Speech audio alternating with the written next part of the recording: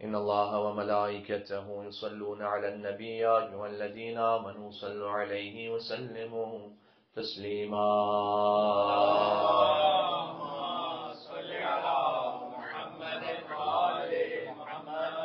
أعوذ بالله من الشيطان الرجيم. بسم الله الرحمن الرحيم. وبه نستعين وهو خير ناصر ومعين، والعاقبة للمتقين والجنة للموحدين والنار للعاصين، والصلاة والسلام على أشرف الأنبياء والمرسلين حبيب إله العالمين العبد المرتضى والنبي المجتبى والرسول المصطفى سيدنا ونبينا وشفيع ذنوبنا وطبيب نفوسنا ومولانا بالقاسم محمد. اللهم صل على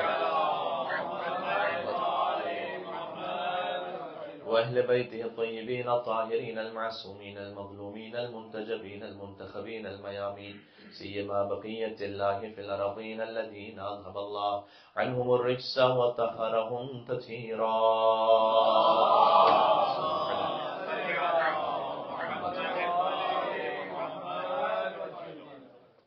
جیسے کہ پہلے عرض کیا جا چکا، یہ خاص درود و سلام ہے مولا امام زمانہ علیہ السلام پر.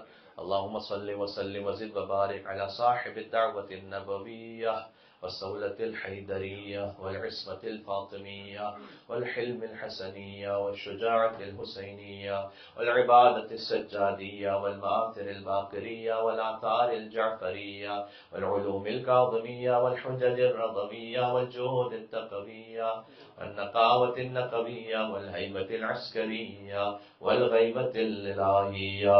صلوات محمد وآل محمد.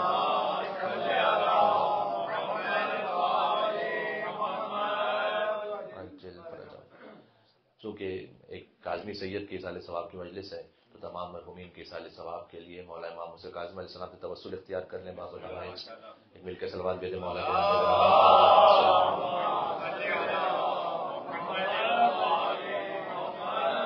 بسم اللہ الرحمن الرحیم. یا ابا الحسن و یا ابا ابراہیم یا موسیٰ ابن جعفر ایہا الکاظم یا ابن رسول اللہ یا حجت اللہ علی خلقہ یا سیدنا و مولانا انا توجہنا واستشفعنا وتوسلنا بک الی اللہ وقدمنا بين يدي حاجاتنا يوم جيها عند الله اشفع لنا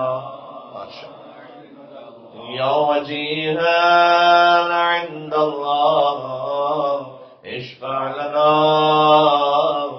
ایک مرتبہ اور باب الحوائج کے لیے يوم جيها عند الله اشفع لنا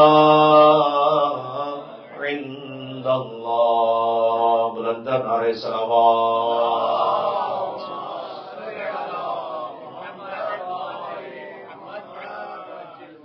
جیسے کہ عرض ہوا کہ ایک مرحوم و مغفور کاظمی سید کی اصال ثواب کی مجلس ہے اور مولا امام حسین کاظم علیہ السلام کی پوری حیات طیبہ شدید مصائب میں گزری ہے، تو اسی اعتبار سے ایک موضوع ہمارے ذہن میں آیا کہ امتحانات الہی پہ بات کی جائے جو ہماری زندگیوں میں آتے ہیں.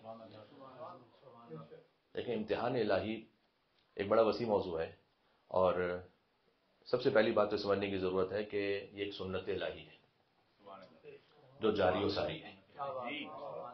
اچھا، جو سنت کا لفظ ہے نا، یہ مختلف علوم میں مختلف معنی میں استعمال ہوتا ہے. جب سیرت ائمہ علیہ السلام کے لیے بات ہو، حدیث میں بات ہو، تو سنت کا لفظ استعمال ہوتا ہے وہ قول یا فعل کہ جو امام علیہ السلام سے صادر ہو جائے تو وہ سنت ہے. اگر سنت کا لفظ فقہ میں استعمال ہو تو یعنی مستحبات، ہم کہتے ہیں بھائی یہ فلاں کام سنت ہے یعنی مستحب ہے. جب سنت کا لفظ تفسیر میں استعمال ہو یا علم کلام میں استعمال ہو، اس کا مطلب وہ قوانین الہیہ جو ان چینجیبل ہے، یہ سنت. کچھ ایسے قوانین ہیں اللہ سبحانہ وتعالیٰ کی جانب سے جو کبھی تبدیل نہیں ہوں گے. لن تجد لسنت اللہ تبدیلا، سنت اللہ تبدیلا. مل کے صلوات بھیجیں محمد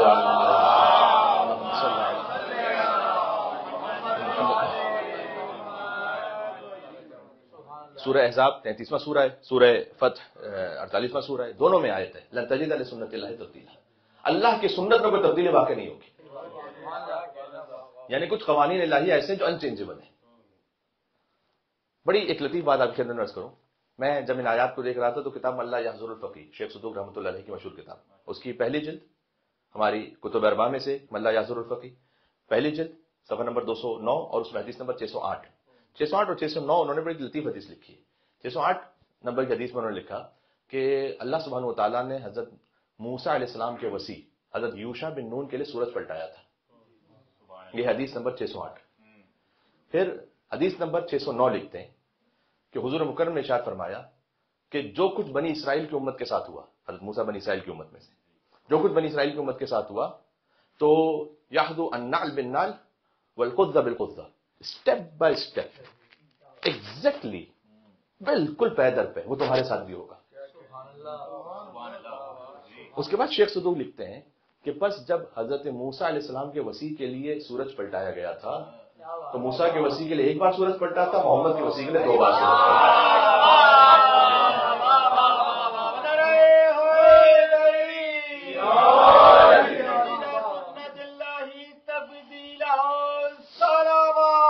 اللہم صل علی محمد وعلی محمد.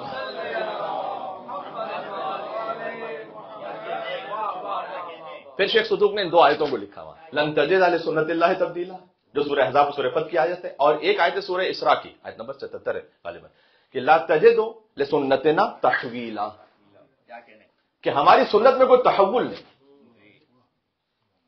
تو ہماری سنت میں کوئی تحول نہیں ہے. حضرت موسیٰ علیہ السلام کے لیے ان کے وصی کے لیے سورج پلٹا تھا، حضور مکرم نے فرمایا جو کچھ بنی اسرائیل کے ساتھ ہو تمہارے ساتھ ہوگا. تو محمد کے وصی کے لیے 2 بار سورج پلٹا. پھر خود لکھتے ہیں وہ ایک مصطفیٰ کی حیات میں ظاہری طور پر اور ایک ان کی وفات کے بعد.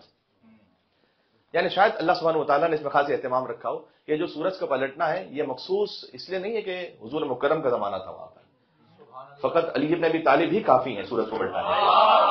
مصطفیٰ کا ظاہری وجود ضروری نہیں ہے، نفس رسول علی بن ابی طالب. اب میں جملہ کہنے لگا ہوں، اس پہ پوری بحث ہے، کبھی کروں گا آپ کی خدمت میں. جہاں علی بن ابی طالب ہوں وہاں محمد کے وجود سے کفایت کرتا ہے.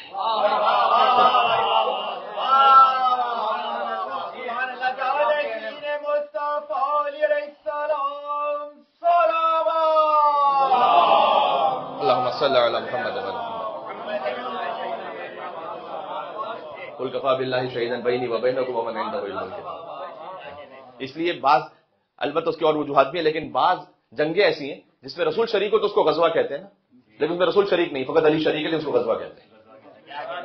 اس کی تفصیل کبھی اور صحیح. تو بہرحال سنت کا لفظ جہاں استعمال ہو تو فقہ میں سنت کا لفظ ہے مستحبات کے معنی میں، اور سیرت معصومین میں ہے معصومین اسلام کے قول و فعل کے بارے میں. لیکن جہاں تفسیر میں استعمال ہو لن تجد لسنت اللہ تبدیلا، یعنی ایک روش، ایک ایسا قانون کہ جو کبھی نہیں بدلے گا. اور یہ ہے امتحانات الہیہ، اللہ سبحانہ و تعالیٰ کی سنتوں میں سے ایک سنت. جیسے موت ہے، موت اللہ کی سنت ہے، جاری ہے، انچینجبل ہے. جب احمد مرسل نہ رہے کون رہے گا؟ عیسیٰ علیہ السلام کی مجلس ہو رہی. استدراج، مثال کے طور پر نصرت الہی، یہ اللہ کی سنت ہے. ان تنصر اللہ ینصرکم، اللہ کی تم مدد کرو گے اللہ تمہاری مدد کرے گا. سنت الہی ہے، اس قانون میں کوئی تبدیلی نہیں. اگر تم اللہ کو قرض حسنہ دو گے تو وہ بڑھا کر واپس کرے گا. سنت الہی ہے. اسی طریقے سے امتحان کا ہونا یہ خود سنت الہی ہے. تو پہلی بات تو یہ اسی خاطر ہے کہ امیر المومنین نے جو فرمایا نہج البلاغہ میں اس کا مفہوم یہ ہے کہ تم اللہ سے یہ دعا نہ کرو کہ اللہ میرا امتحان نہ لے، اس لیے کہ دعا قبول ہی نہیں ہونے والی. It is as good as کہ کوئی یہ دعا کر رہا ہے کہ پروردگار تو مجھے موت نہ دے، تو قبول ہوگی گا یہ دعا؟ نہیں. اللہ نے سنت اپنی رکھی ہوئی کہ جو دنیا میں آئے اسے موت ہونی ہے، تو یہ دعا نہ کرو کہ تمہیں موت نہیں آئے گی. مثال کے طور پر یہ دعا نہ کرو کہ تمہارا امتحان نہیں ہوگا، اس لیے کہ امتحان تو ہوگا. ہاں، لیکن ہمیں یہ کہا گیا قرآن کی سنت کے مطابق سورہ بقرہ کی آخری آیت ہے، آیت نمبر 286 کہ وَلَا تَحْمِلْ عَلَيْنَا إِصْرًا، پروردگار وہ امتحان نہ ڈال دینا جس کا بوجھ اٹھانا بڑا مشکل ہو جائے. یہ دعا. اس میں بھی ایک لطیف پہلو یہ ہے کہ اللہ کو سکھائے نہیں کہ پروردگار تو میرا کون سا امتحان ہے. دعا کے معاملے میں اللہ کو ٹیچ نہ کیا کرے.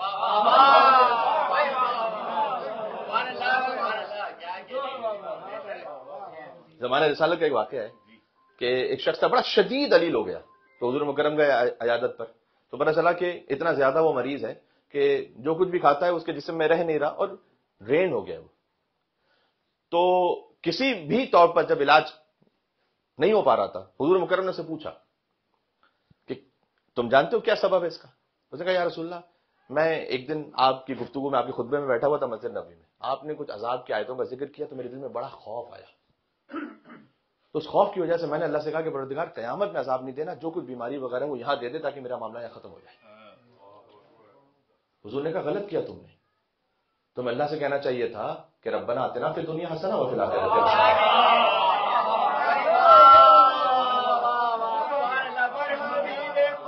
کہ اللہ مجبور ہے کہ یہاں پر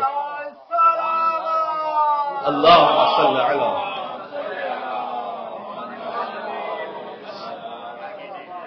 میں امتحانات الہیہ پہ بات کر رہا ہوں، توجہ رکھیے گا. تو اللہ سبحانہ و تعالیٰ کو سکھلانے کی ضرورت نہیں کہ پروردگار تو میرے ساتھ یہ کر دے. جیسے بعض مرتبہ اگر کوئی صاحب اولاد نہ ہو پائے تو ہم نے بعض مرتبہ سنا ہے، وہ کہتے ہیں پروردگار ایک ہی اولاد دے دے. کیوں؟ اس کے خزانے میں، یہ آپ کسی ڈاکٹر سے بات نہیں کر رہے، یا اللہ سبحانہ و تعالیٰ سے بات کر رہے ہیں. جیسے آقا فاطمی نہیں ہے، ایک مرتبہ بیان کرتے ہیں کہ نجف اشرف کے ایک طالب علم سے ان کی اولاد نہیں ہو رہی، انہوں نے کہا پروردگار بس نابینا ہی صحیح تو اولاد دے، تو باقی نابینا اولاد دے. کیوں اللہ سے ایسی بات مانگتے؟ بعض مرتبہ ہم خود اللہ کو مشورہ دے رہے ہوتے، اللہ کو نہ دے مشورہ. مثلا رزق کے معاملے میں کہ پروردگار میرا یہ کام ہو جائے تو میرا رزق بڑھ جائے گا. ہو سکتا ہے اللہ نے آپ کے وہاں رزق رکھا ہی نہ ہو، تو کیوں مشورہ دے رہے ہیں اللہ کو؟ وہ کام بھی ہو جائے لیکن رزق نہ بڑھے. اللہ سے کہا پروردگار رزقاً واسعہ، تو مجھے رزق وسیع عطا فرما. اسے معلوم ہے کہ کہاں سے دینا ہے. خود صادق علیہ محمد علیہ السلام کی دعا عشاء کی نماز کے بعد کی کہ اللہم انہ لیس لی علم بموعظ رزقی وانما اطلبہ بخطرات تخطر علی قلبی واجل فی طلبہ البلدان فانا فی ما طالب کالحیران لا ادری فی سہل هو ام فی جبل ام فی ارض ام فی سماء ام فی ارض. کہ پروردگار مجھے نہیں معلوم کہ تو نے میرا رزق آسمانوں میں لکھا ہوا ہے یا زمین میں لکھا ہوا ہے یا پہاڑوں میں لکھا ہوا ہے یا صحرا میں لکھا ہوا ہے یا زمینوں میں لکھا ہوا ہے یا آسمانوں میں لکھا ہوا ہے. لیکن میں اتنا جانتا ہوں کہ علم تو یہ جانتا ہوں کہ تو اس بات کا علم رکھتا ہے کہ تو نے کہاں لکھا ہوا ہے.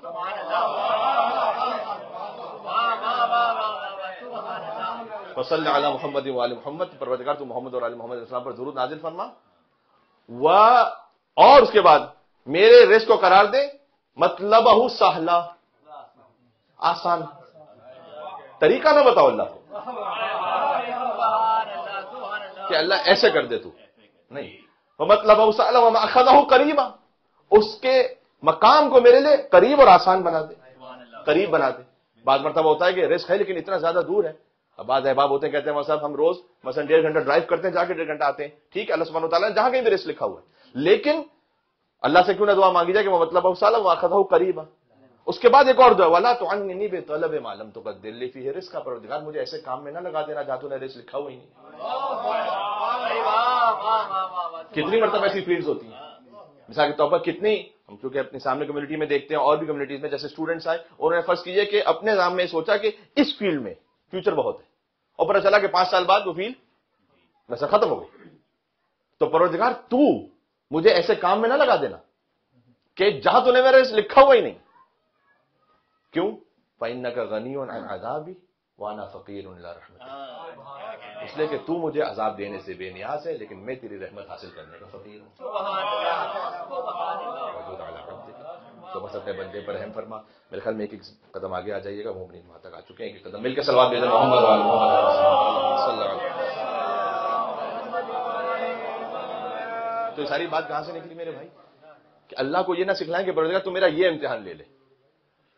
ہاں ولا تحمل علینا اسرا یا ما لا طاقت لنا، یہ بھی سورہ بقرہ کے آیت نمبر 286 کا ہی فکر ہے. پروردگار وہ بوجھ ہم پہ نہ ڈال دینا کہ جس کی طاقت ہم بوجھ اٹھا ہی نہیں سکتے.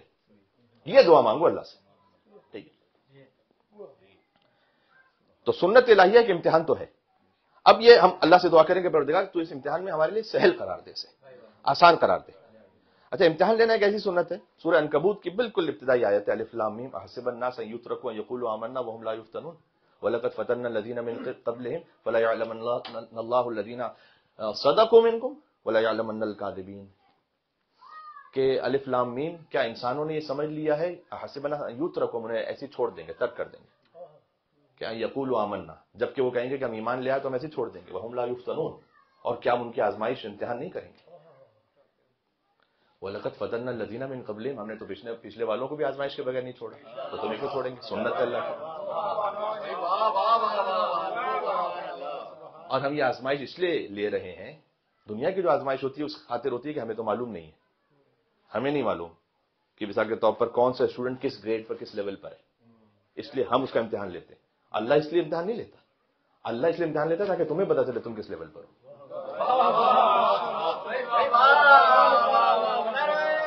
تم خود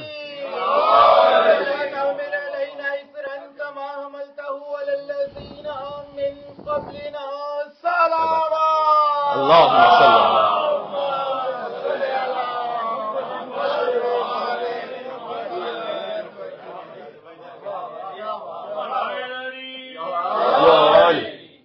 کیونکہ یہ دعا خود قنوت میں بھی پڑھنے کی تاکید ہے کہ پروردگار تم مجھ پر وہ بوجھ نہ ڈال دینا کہ جس کے بوجھ اٹھانے کے لیے میں لیاقت و طاقت نہیں رکھتا، یعنی امتحان ایسا لینا۔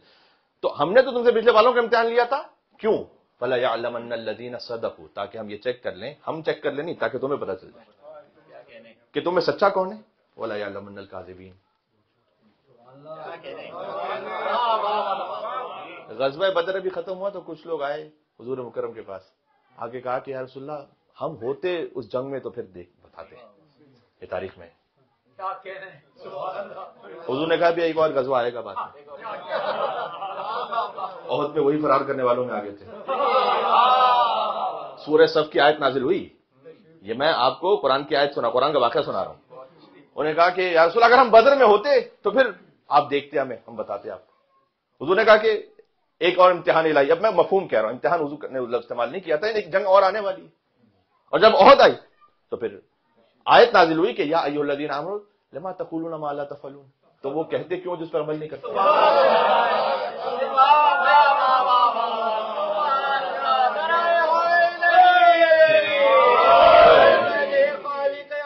امتحان اللہم صلی علی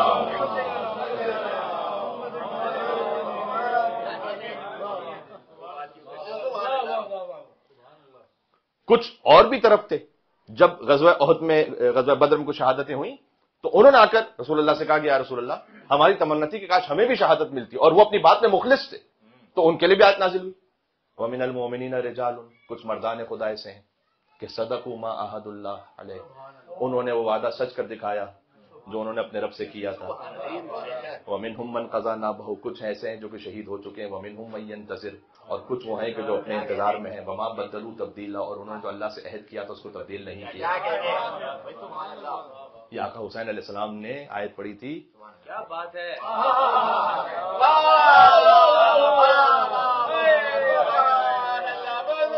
مسلم نے سجا کے لاشے پر، حبیب نے مظاہر کے لاشے پر، اللہم صلی علی محمد۔ تو اللہ کا امتحان اس خاطر نہیں کہ اللہ یہ دیکھنا چاہ رہا ہے، وہ اپنے علم میں اضافہ کرنا چاہ رہا ہے، نعوذ باللہ، آپ جانتے ہیں ایسا ہے ہی نہیں۔ تو یہاں دنیا کا امتحان ہوا ہے کہ ٹیچر وہ جاننا چاہتا ہے، اللہ کا امتحان ہوا ہے کہ وہ بتلانا چاہتا ہے کہ جو تم دعویٰ کرو کہ سچے ہو یا نہیں، دیکھ لو اس امتحان کے ذریعے سے۔ تو ایک سنت الہی ہے کہ جو جاری ہے، اور اس کی وجہ یہ ہے، اور بھی وجوہات ہیں۔ اچھا امتحان، خود یہ جو امتحان کا لفظ ہے یہ بھی عربی ہے، لیکن اس کے لیے جو یوزولی لفظ استعمال ہوتا ہے وہ ہے بلا کا۔ بلا ایک اردو میں لفظ ہے یعنی آفت مصیبت، اور ایک عربی کا لفظ ہے وَلَنَبْلُوَنَّكُمْ، نبلوا اسی بلا سے، یعنی ہم یقیناً تمہیں ٹیسٹ کریں گے، آزمائیں گے، یہ ہے بلا۔ خود فتنے کا لفظ بھی امتحان کے لیے یوز ہوتا ہے۔ فتنے کا لفظ ایک مرتبہ ہے کیوس، فساد، کرپشن، ایک ہے فتنے کا لفظ امتحان کے معنی میں، سورہ انفال میں اعلموا انما اموالکم واولادکم فتنۃ،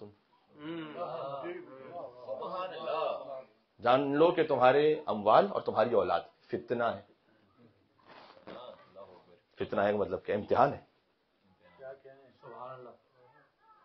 خلیفہ دوم کے زمانے کا ایک واقعہ ہے کہ ایک شخص آیا، اس نے آ کر خلیفہ دوم سے آ کے کہا کہ میں فتنے سے بڑی محبت کرتا ہوں، اور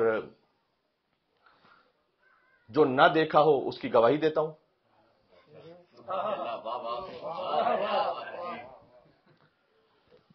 اور حق سے دور رہتا ہوں۔ میرا زندان میں ڈال دو اسے، مولا علی ابن ابی طالب اسلام کو پتا چلا. مولا نے کہا کہ اس کا کوئی قصور نہیں ہے, یہ کہنا چاہ رہا ہے, یہ تمہیں آزمانا چاہ رہا تھا اصل میں. بعض مرتبہ ہوتا یہ تھا کہ ایک مومن کچھ کہتا تھا, حضرت عمر کو سمجھتے تھے, تو یہ تاریخ میں رہا.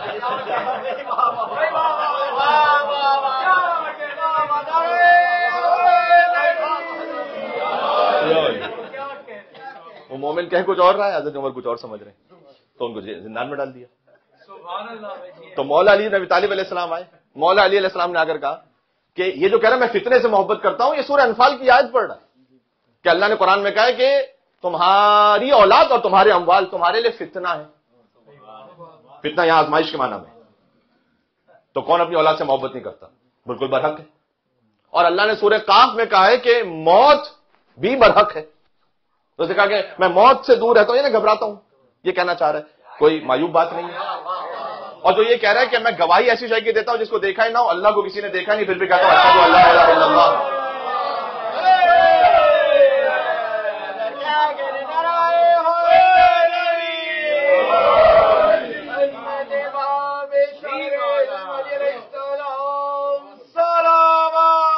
اللہم صل علی محمد وعلی محمد.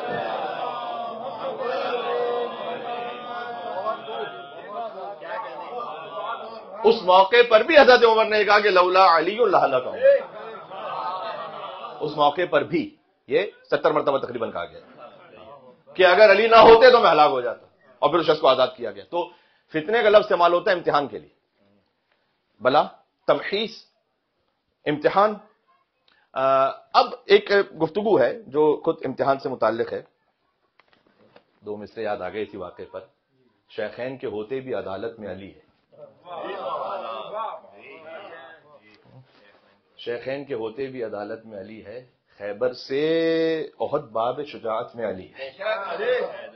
خیبر سے احد باب شجاعت میں علی ہے. لفظ کھولیں تو الفاظ بنے نہج بلاغہ. لفظ بولیں, لب کھولیں تو الفاظ بنے نہج بلاغہ, یعنی کہ علی فن خطابت میں علی.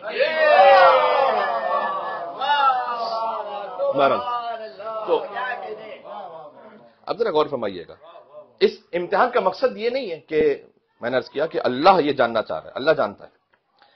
اس سنت الہیہ میں کوئی مستثنا نہیں ہے, یعنی ایگزمپشن کوئی نہیں ہے. اللہ کی ایک سنت ہے. حضرت ابراہیم کا بھی امتحان ہوگا, انہیں بھی اپنے بیٹے کے گلے پر چھری پھیرنی ہوگی. وَإِذِ ابْتَلَىٰ إِبْرَاهِيمَ رَبُّهُ, ابتلا اسی بلا سے, بِكَلِمَاتٍ فَأَتَمَّهُنَّ. 100% ابراہیم کامیاب ہو گئے. جیسے 100% کامیاب ہوئے تب ملتی ہے سند قال انی جاعلک للناس اماما. فأتمہن, جو مثقال ذرۃ کا جاننے والا ہے وہ کہہ رہا ہے 100% جب ابراہیم کامیاب ہوئے, قال انی جاعلک للناس اماما, ہم نے اے ابراہیم آپ کو انسانوں کا امام بنا دیا. تو ابراہیم علیہ السلام کا بھی امتحان ہے. اچھا, اولیاء خدا اور انبیاء خدا کے امتحانات کا معاملہ یہ ہے کہ معمولاً اللہ سبحانہ و تعالیٰ انہیں پہلے سے بتلا دیتا ہے کہ امتحان ہونے والا ہے. ہمیں نہیں بتلاتا اللہ, اس لیے کہ ہمیں وہ ظرفیت نہیں ہے. مثال کے طور پر اگر کسی شخص کو یہ پتا چلے کہ اس کا امتحان اس کی اولاد کے ذریعے سے ہوگا تو شاید شادی نہ کرنا چاہے, یا کہ شادی کر لے تو صاحب اولاد نہ ہونا چاہے. کسی کو معلوم ہے کہ اس کا امتحان اس کے بزنس پارٹنر کے ذریعے سے, تو بزنس نہ کرنا چاہے. یہ وجہ ہے کہ اللہ ائمہ کو علم غیب عطا کرتا, ہمیں نہیں دیتا.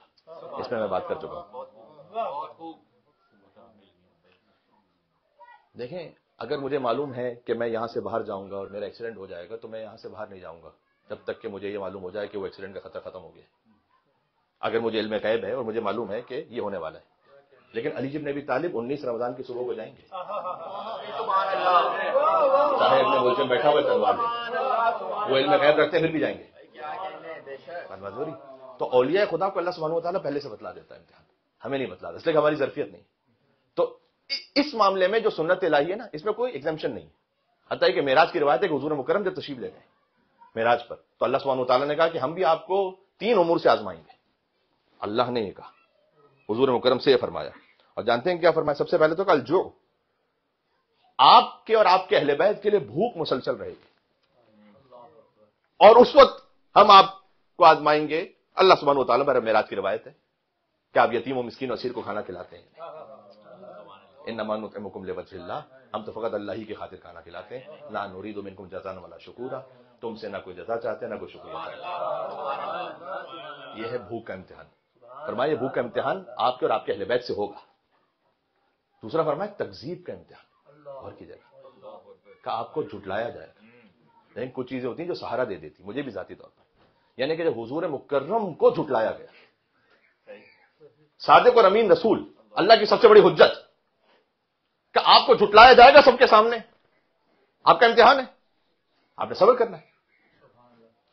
ایک بھوک کا امتحان، تکذیب کا امتحان، اور پھر فرمایا کہ جب آپ دنیا سے چلے جائیں گے تو جو آپ کی اولاد کے ساتھ ہوگا۔ پھر اس روایت پر مصائب کو بیان کیا گیا کہ آپ کی بیٹی کے ساتھ کیا ہوگا، آپ کے وصی کے ساتھ کیا ہوگا، آپ کے نواسوں کے ساتھ کیا ہوگا، قیاب کا امتحان ہے۔ تو امتحان میں تو حضور مکرم کا بھی اللہ سبحانہ و تعالیٰ نے لیا۔ خود امیر المومنین کی بڑی لطیف روایت ہے، اس پہ ایک مجلس پڑھوں گا انشاءاللہ کبھی آپ کے خدمت میں، اگر اللہ سبحانہ و تعالیٰ نے توفیق دی۔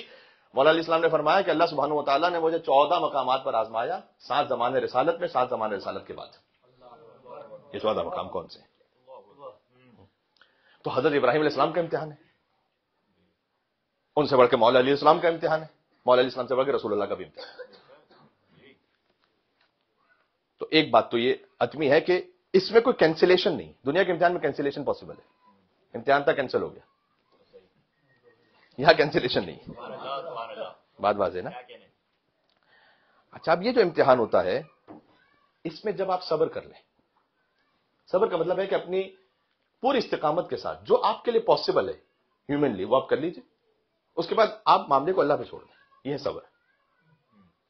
اس صبر کی جزا کبھی اللہ صبر کرنے والے کو دیتا ہے، کبھی صبر اتنا اعلیٰ ہوتا ہے کہ اس کی جزا نسلوں کو بھی دیتا ہے، کبھی صبر اتنا اعلیٰ ہوتا ہے کہ اس کی جزا پوری امت کو دیتا ہے، اور کبھی صبر اتنا اعلیٰ ہوتا ہے کہ جزا قیامت تک دیتا ہے۔ کتاب الکافی کا حدیث ہے حضرت یوسف علیہ السلام کے لیے کہ یوسف علیہ السلام نے بھی تو صبر کیا، اپنے بھائیوں ہی نے کنویں میں ڈال دیا۔ یہ کہ امتحان نہیں ہے، جو بھائی ہیں خود وہ کنویں میں ڈال کے چھوڑ کے چلے گئے۔ اور پھر حضرت یوسف علیہ السلام، دیکھیں انبیاء علیہ السلام میں حضور مکرم تو ہر صفت ان میں مکمل اور کامل ہے، لیکن انبیاء میں جو حسن کا اشتہار ہے وہ کس نبی کے لیے؟ اور مصر کے بازار میں کتنے سستے بیچے گئے ظاہری طور پر۔ تو وہ اللہ نے صفت عطا کی ہے، لیکن امتحان اللہ ایسا لے رہا ہے۔ پھر اللہ نے عزیز مصر بنانا ہے تو 8 برس تک زندان میں رکھا۔ یہ حضرت یوسف علیہ السلام کا امتحان کوئی کم امتحان ہے؟ اس امتحان پر صبر کا نتیجہ کیا؟ رحم بہ امتن۔ صادق علیہ محمد نے فرمایا کہ یوسف کے امتحان میں ان کے صبر پر اللہ نے ان کی پوری امت پر رحم کر دیا، خالی ان پر نہیں، بعد میں قحط انہی کی وجہ سے دور ہوا، ہم جانتے ہیں۔ تو یوسف علیہ السلام کا صبر وہ پوری امت کے لیے رحمت بن گیا۔ اب عبداللہ حسین علیہ السلام کا صبر جن و انس قیامت تک کے لیے رحمت بن گیا۔ ایک مل کے سر بات کہتے ہیں نا، میرا باپ عبداللہ حسین ابن علی کے علیہ السلام۔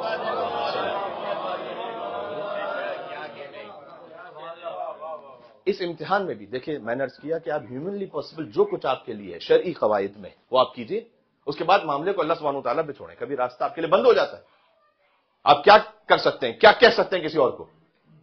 حضرت یوسف علیہ السلام کی روایت ہے 8 سال زندان میں رہے۔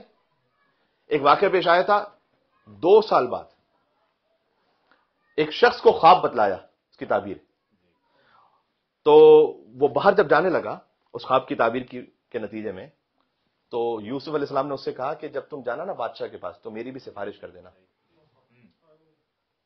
اللہ نے یہ بات بھلا دی اس کے دماغ سے، اس کے دماغ میں آئی نہیں، بادشاہ کے پاس گیا یہ بات کہی نہیں۔ یوسف علیہ السلام کتنے سال؟ 8 سال رہے۔ حضور مکرم نے فرمایا کہ اگر میرے بھائی یوسف اس سے امید نہ رکھتے، فقط اللہ سے رکھتے، تو یہ 2 سال میں ختم ہو جاتا معاملہ، کیونکہ بندوں سے امید رکھتی ہے۔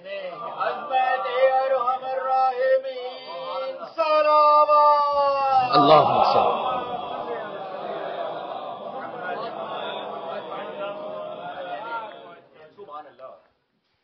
تو وہی بات کہ اللہ سبحانہ و تعالیٰ کو نہ سکھلاؤ کہ کیا کرنا ہے، اللہ خوب جانتا ہے کہ اس نے اپنے بندے کے ساتھ کیا کرنا ہے۔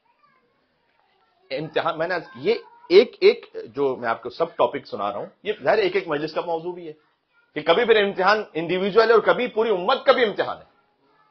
جو گوسالہ بنا لی ہے سامری نے، یہ پوری امت کا امتحان ایک ساتھ ہو رہا ہے جب موسیٰ علیہ السلام گئے 30 دن کا وعدہ کر کے 10 دن لیٹ ہو گئے اللہ کے حکم سے، اور وہاں اس نے گوشالہ بنا دیا، اور گوشالہ بھی ایسا بنایا کہ جس میں آواز آ رہی ہے، اس لیے کہ جو فرشتہ تو موسیٰ علیہ السلام کے پاس آتا تھا اس کے قدموں کی خاک لے لی تھی وہ سامری نے، وہ حکیم امت تھا، اس نے وہ خاک لے لی اور گوشالے میں ڈال دی، جس کی وجہ سے آواز آتی تھی گوشالے سے، گوشالہ بولنے لگتا تھا۔ تو لوگوں نے کہا کہ بھائی یہ تو فَأَزَلَّهُمُ السَّامِرِي، قرآن میں سورہ طٰہٰ میں آیت ہے کہ سامری نے گمراہ کر دیا، پوری امت کو ایک سامری نے گمراہ کر دی، پاسبل ہے؟ تو پوری امت کے امتحان ہے وہاں پر، تو یہ بھی ہو سکتا ہے۔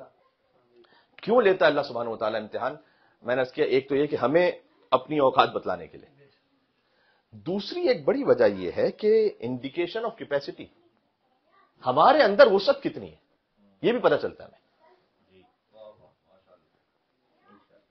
مثال کے طور پر اگر کربلا کے وہ مصائب اور امتحان نہ ہو تو ہمیں کیا پتہ چلے کہ بریر کا مقام کیا ہے، زہیر قین کون ہے، عابس بن شبیب شاکری کیا ہے، جو بریر جو ساری زندگی بڑی سنجیدہ، کچھ لوگوں کی مزاج میں ہوتی ہے سنجیدگی، کچھ لوگ مزاج میں ہوتا ہے مزاح کرنا، تو بریر ہمدانی بڑے سنجیدہ رہتے تھے معمولاً، ساری زندگی انہوں نے ایسے گزاری، اور شب عاشور مزاح کر رہے تھے۔ تو کسی صحابی ہی نے، امام حسین السلام کے ایک ساتھی نے ان سے پوچھا کہ آپ تو ساری زندگی ہی بڑے سنجیدہ رہے اور اب حالات ایسے ہیں، کل تو موت ہے اور آپ آج بڑا مزاح کر رہے ہیں۔ کہ میں یقین رکھتا ہوں کہ کل میں حسین کی نصرت میں جنت میں پہنچ رہا ہوں۔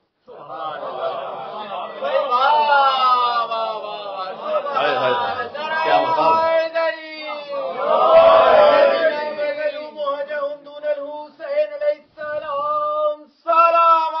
اللہم صلی علی محمد وعلی محمد۔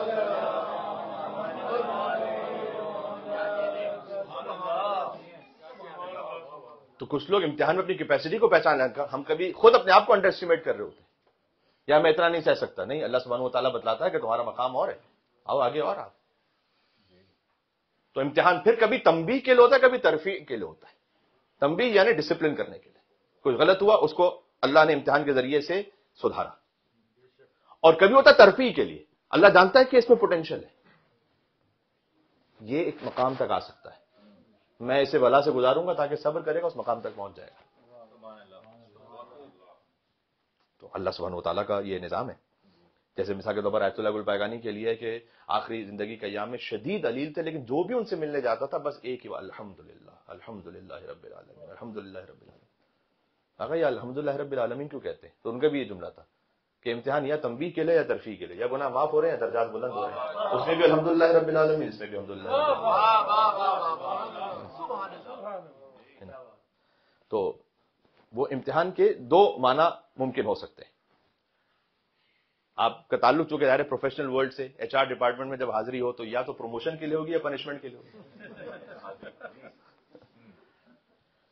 تو جب اسکول کے کسی بچے کو پرنسپل بلائے تو یا تنبیہ کے لیے بلا رہا ہے یا کچھ ریوارڈ دینے کے لیے بلا رہا ہے۔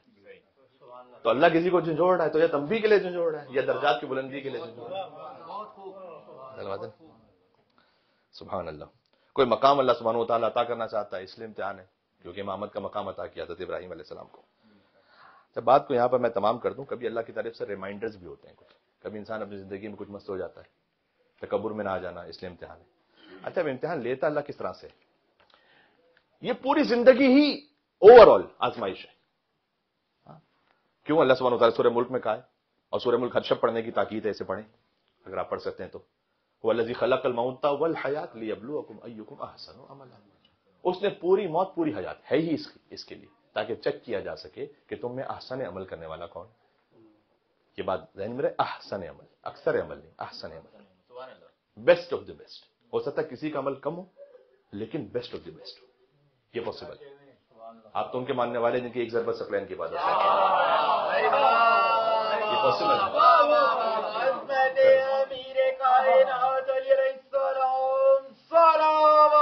اللہم صلی علی محمد وعلی محمد۔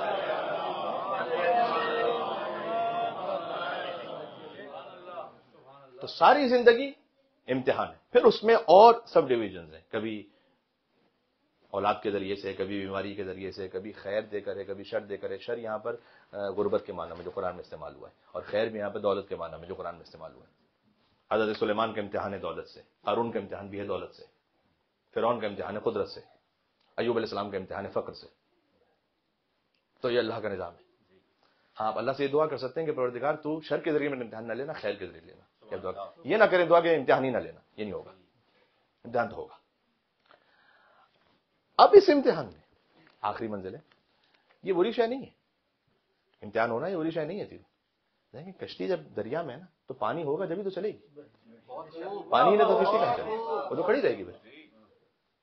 پانی پر کشتی ہو یہ ہے اصل منزل. کشتی میں پانی ہو یہ مشکل ہے. اس کو میں آپ کو نہج البلاغہ کی مثال سے سمجھا دوں، بات تمام کر دوں. مولا نے فرمایا دنیا ایسی ہے کہ من ابصر بہا بصرت ومن ابصر الیہا اعمت. دنیا وہی دنیا ہے. اگر تم دنیا کے ذریعے سے کہیں دیکھو گے تو تمہیں بینائی دے دے گی، دنیا کو دیکھو گے تو تمہیں اندھا کر دے گی. شاید اس کی مثال ایسے ہو، جو لوگ گلاسز یوز کرتے ہیں ان کے لیے گلاسز، اگر میں اسے دیکھ رہا ہوں، اسے، یہ دنیا تو یہ مجھے اندھا کر دے، میں فقط اسی کو دیکھ سکتا ہوں. اگر میں اس کے ذریعے سے کچھ دیکھ رہا ہوں تو یہ مجھے بینائی عطا کر دے گی. دنیا کو دیکھتے رہیں گے اندھا کر دے گی، دنیا کے ذریعے سے کسی اور مقام کو دیکھیں گے بینا کر دے گی. یہ امیر المومنین نے فرمایا ہے. نبی نہج البلاغہ مل کر سلوات دے دینا میں نظر کر رہا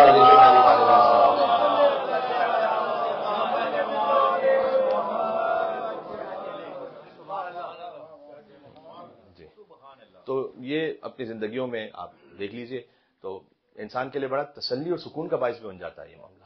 امتحان جب اسے یہ معلوم ہو نا کیسے امتحان ہو رہا اللہ کی جانب سے، تو اس کے لیے اطمینان کا باعث بھی بن جاتا ہے. ولیکن لیطمئن قلبی، ابراہیم علیہ السلام بھی کہتے ہیں پروردگار میں چاہتا ہوں کہ میرے دل کو مطمئن کر دے تو. اب یہ فرق ہے ابراہیم اور فخر ابراہیم میں. آپ کی توجہ ہے تو میں ایک فضائل کا نقطہ آخر میں کہہ کے بات تمام کروں. ابراہیم علیہ السلام کہتے ہیں پروردگار تو مجھے دکھلا مردوں کو کیسے زندہ کرتا ہے. قال فخذ اربعة من الطير فصرهن اليك ثم اجعل على كل جبل منهن جزءا ثم ادعوهن ياتينك سعيا واعلم ان الله عزيز حكيم. 4 پرندے لو، انہیں ذبح کرو، انہیں اپنے مقام پر رکھ دو، ثم ادعوهن ياتينك سعيا، اس کے بعد انہیں بلاؤ، یہ اڑتے تمہارے پاس آ جائیں گے. تم دیکھ لو گے کہ مردے کیسے زندہ ہوتے ہیں، دل کو اطمینان آ جائے گا. یہ ہے ابراہیم علیہ السلام کے قلب کی منزل ہے. بہت عظیم مقام ہے، اپنے آپ سے قیاس نہیں کیجیے گا، ہماری تو کوئی اوقات ہی نہیں ہے. لیکن وہ ہیں اس مقام پر کہ جو ابراہیم علیہ السلام کہتے ہیں پروردگار اطمینان کی ایک منزل چاہتا ہوں اور وہ عطا کر دے تو میں دیکھوں کہ تم مردے کو کیسے زندہ کرتا ہے. ایک فخر ابراہیم ہے، ٹھوکر ماریں تو مردہ زندہ ہو جائے، نماز پڑھا لیں تو زندہ مردہ ہو جائے.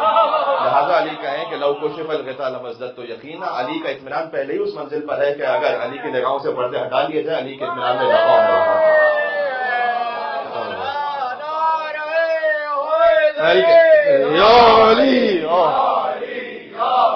یہ مدد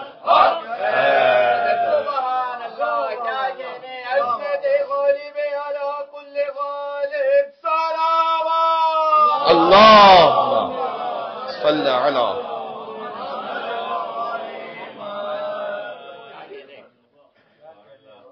اہل بیت علیہ السلام کے جیسے فضائل ہیں ویسے کسی کے فضائل نہیں، لیکن جیسے ان کے مصائب ہیں. تو اللہ سبحانہ و تعالیٰ نے انہیں دنیا میں جن معاملات سے گزارا بحکم خدا، باذن خدا.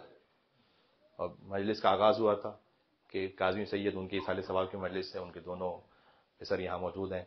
اللہ سبحانہ و تعالیٰ انہیں وہ اعمال انجام دینے کی بھی توفیق عطا فرمائے کہ باقیات و صالحات قرار پائیں ان کے لیے انشاءاللہ. اور یہ مجلس خود اصالہ ثواب کا اور صدقہ جاریہ ہے. اور اس کے اللہ تعالیٰ کے نظام میں ایک ایسی بات ہے کہ اللہ خالی اعمال کو لکھتا نہیں ہے.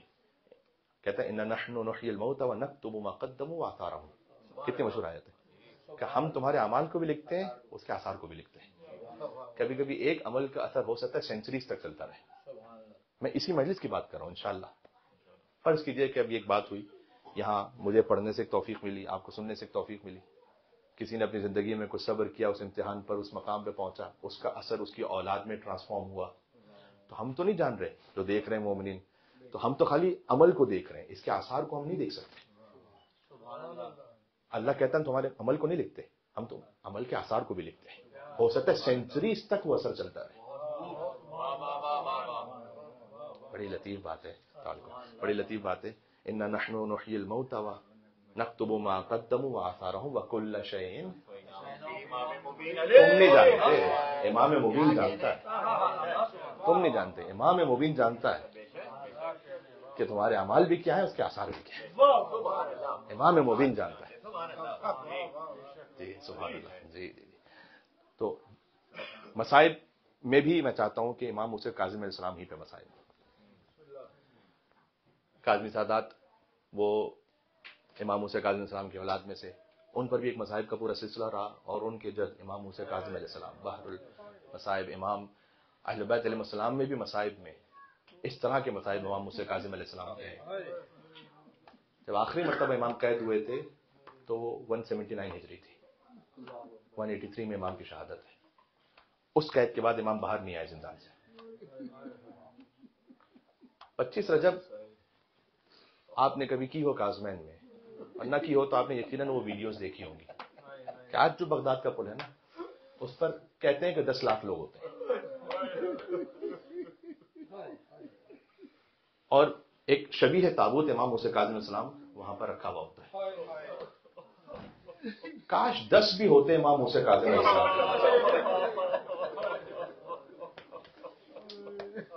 کاش 10 بھی ہوتے تو 4 مزدوروں کو جنازہ نہ اٹھانا پڑتا.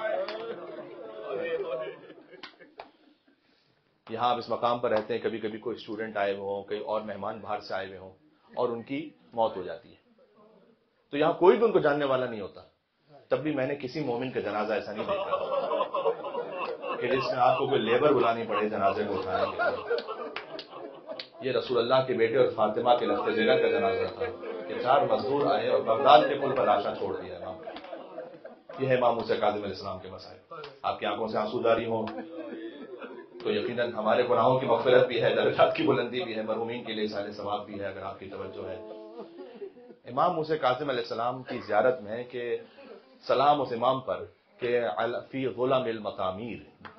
دیکھیں امام زندان میں نہیں تھے، زندان میں تو ہم کہہ دیتے ہیں، امام مطمورے میں تھے. مطامیر کا لفظ خود امام کی زیارت ہے. زندان وہ جو زمین سے اوپر ہو، مطمورہ وہ جو زمین سے اندر ہو. امام علیہ السلام کو زمین کھود کر ایک ایسی تنگ جگہ پر نہ امام قدم پھیلا سکتے تھے، نہ امام سر اٹھا سکتے تھے. امام کوفہ میں بھی قید میں رہے، بصرہ میں بھی قید میں رہے. بصرہ میں خود بادشاہ وقت کے چچا زاد بھائی کی قید میں امام، اور اس نے خط لکھا کہ مار دو وہاں موسیٰ کاظم کو. کہ میں کیسے مار دوں اس شخص کو کہ صاحب السجدۃ الطویلہ، یہ جب صبح کو سجدہ کرتا ہے تو ظہر کی نماز تک یہ مسلسل سجدے ہی میں رہتا ہے، اور ظہر کی نماز سے فارغ ہونے کے بعد پھر ایک اور جب سجدہ کرتا ہے تو پھر مغرب تک پھر مسلسل سجدے میں رہتا ہے. صاحب السجدۃ الطویلہ، میں کیسے اس شخص کو فرزند زہرا کو مار دوں؟ میں نہیں مار سکتا. اللہ اکبر. اور امام کے ساتھ جو زندان مان ہوتے تھے وہ مسلسل طویل سجدوں کے عادی ہو جاتے تھے. جبکہ خاتون کو بھیجا گیا امام پر الزام لگانے کے لیے، نعوذ باللہ من ذالک. اور پھر جب بعد میں آ کر بادشاہ وقت نے دیکھا تو وہ خاتون بھی ایک طرف سجدے میں ہے اور امام موسیٰ کاظم علیہ السلام آگے سجدے میں. سبحان اللہ. یہ جو ہے نا دیکھ کر امام کا وجود مطہر.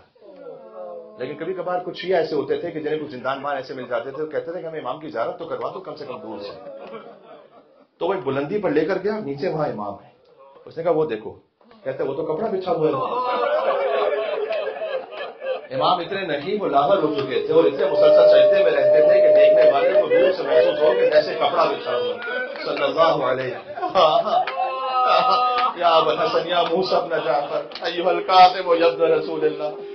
اے رسول اللہ کی اولاد امام موسیٰ کاظم علیہ السلام آپ پر مسلسل درود و سلام ہو والا. پھر سندی ابن شاہد ایک اہل کتاب میں سے ایک شخص کو جو سخت متاثر تھا اسے رکھا گیا زندان بان، اور وہ کچھ خرمے لے کر آئے امام کے پاس. امام جانتے علم امامت سے زہر آلود خرمے اللہ کے حکم سے نوش کرنا ہے امام کو.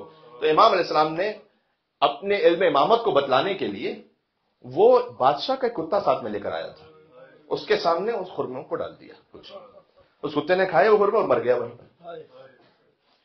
بادشاہ روتا رہا کہ میرا کتا مر گیا ہے. اب اس سے آگے تو میں جملہ کہہ بھی نہیں سکتا، یہ شان امام نہیں ہے کہ میں آگے کوئی جملہ کروں اس سے آگے. اب آپ خود سمجھدار ہیں، سادات کرام تشریف فرمائے اور اہل بیت السلام کے شیعہ تشریف فرمائے یہاں پر. کہ کس کے اس کے بعد امام علیہ السلام نے کچھ خرمے تناول فرمائے، اور جب تناول فرما لیے امام علیہ السلام نے تو خود تاریخ میں لکھا ہے کہ امام کے جسم اثر پہلے ایک رنگ میں بدلا، اس کے بعد دوسرے رنگ میں بدلا، پھر ایک اور رنگ میں بدلا۔ زندی بن شاہق نے طبیبوں کو بلایا جھوٹی گواہی لینے کے لیے کہ یہ شیعوں کا امام ہے اور یہ طبی موت دنیا سے جا رہا ہے۔ امام علیہ السلام نے معجزے سے بتلایا کہ نہیں، میں طبی موت نہیں جا رہا، میرا رنگ یہ ہوگا جسم کا، پھر رنگ یہ ہوگا، پھر رنگ یہ ہوگا۔ بہرحال امام موسیٰ کاظم علیہ السلام کی زندان میں شہادت ہوئی، اور میں کیا عرض کروں عزیزوں، کبھی رجب المرجب کی میں نے مجالس پڑھی، آپ کی خدمت میں تفصیل سے مسائل پڑھے امام موسیٰ کاظم علیہ السلام کا۔ السلام علی الدساق المرزوز، ساق کہتے ہیں پنڈلیوں کو، یا شن آپ کہہ سکتے ہیں یہاں پہ۔ سلام ہو اس قیدی پر کہ جس کی پنڈلیاں پیس دی گئی۔ یہ کسی خطیب کے لکھے ہوئے مسائل نہیں ہے، امام کی زیارت میں مسائل ہے۔ دساق المرزوز، ایسی بیڑیاں اور ایسی زنجیریں جکڑی ہوئی تھیں کہ امام کی ہڈیاں پیس دی گئی تھیں۔ یہ ذساق المرزوز کا لفظ، یہ جو لفظ ہے نا را ضاد ضاد، یہ لفظ یہ آپ کو امام موسیٰ کاظم کے مسائل میں ملے گا یا امام حسین کے مسائل میں؟ جن 10 لعینوں نے امام حسین کی لاشوں کو پامال کیا، وہ کہتے تھے نحن رززنا الصدر بعد الظهر، پہلے ہم نے حسین کے پوست کو پیسا، اس کے بعد حسین کو سینے میں۔ امام علیہ السلام کا آخری جملہ کہنے لگا ہوں، امام علیہ السلام کی شہادت ہو گئی، ان کا جنازہ 4 مزدوروں نے اٹھایا، بغداد کے پل پر چھوڑ دیا۔ لیکن وہاں پر بادشاہی کے خاندان اور قبیلے سے ایک شخص تھا، لیکن بہرحال امام علیہ السلام کی اتنی محبت رکھتا تو اس نے کہا کہ فاطمہ کے بیٹے کا جنازہ ہو اور اس کیفیت میں ہو۔ دیکھیں، جانتے ہیں امام علیہ السلام کی بیٹیاں تھیں مدینہ میں، تو جب خبر پہنچائی ہوگی امام علی کا موسیٰ رضا علیہ السلام نے کہ ہمارے بابا دنیا سے چلے گئے، تو بیٹیوں کو تسلی دینے والے بھائی تو ہوں گے نا وہاں پر۔ بی بی معصومہ خم کا سن 12 برس کا تھا، تو امام رضا علیہ السلام نے تسلی دی ہوگی کہ ہمارے بابا دنیا سے چلے گئے۔ کربلا کی طرح کوئی یتیمہ نہیں ہے، لا یوم کا یوم کا یا ابا عبداللہ الحسین، فقط ایک یتیمہ تھی جسے بابا کی شہادت کے بعد اتنے تماچے مارے گئے کہ یہ طے کرنا مشکل ہو گیا کہ حسین پر تیر زیادہ مارے گا یا سکینہ کو تماچے زیادہ مارے گا۔ سلامت بیوی مر کے جس کے رخسار وغیرہ بدلتا گیا، آخری کو میں کہہ رہا ہوں اس کے دل میں جتنا دم ہے نام ہے امام موسیٰ کاظم علیہ السلام کو اپنے دل کو بغداد پہنچا کر روتا رہے۔ امام کے بیٹے خراسان میں، امام کے بابا جنت البقیع میں، امام صادق علیہ السلام آخری جملہ کرو۔ بہرحال امام کا جنازہ اٹھایا گیا اور پھر مہنگا ترین کفن دیا گیا۔ یہ تاریخ میں لکھا ہے کہ ائمہ میں جو سب سے اچھا اور مہنگا کفن تھا امام موسیٰ کاظم علیہ السلام کا تھا۔ یا مولا موسیٰ کاظم زندان میں رہے، لیکن بالآخر کفن بھی نصیب ہوا، کندھا دینے والے بھی نصیب ہوئے۔ سلاموں سے وہاں پر کے جس کا لاشا 3 دن تک اٹھاؤ، 3 دن تک حسین کا لاشا میں دونوں کا بنتا، ایک بیمار امام کا وجود کام رہا تھا۔ کبھی بھی ابا انہوں نے اپنے لاشے کو دفنا دیے کہ یہ میرے بابا کو مسلمان میں نہیں سمجھتے۔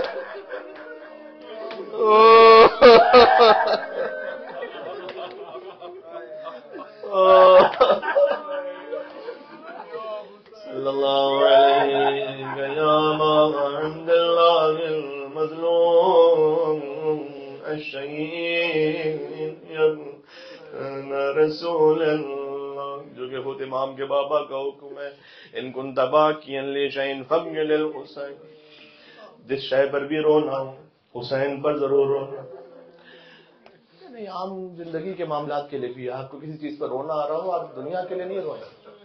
جس میں مصائب امام حسین کو سوچیں، حسین پر رونا، یقین جانے اللہ کی جانب سے اطمینان بھی عطا ہوگا، حسین کی جانب سے توسل و مدد بھی نصیب ہوگی۔ امام کا حکم ہے کہ کسی بھی شے پر رونا ہو حسین پر رونا ہے، اور وجہ یہ کہی کہ فإنه ذبح كما يذبح الكبش، جیسے یہ کہ حسین کو ایسے ذبح کیا گیا جیسے کسی گوشت پر بھیڑ بکری کو ذبح۔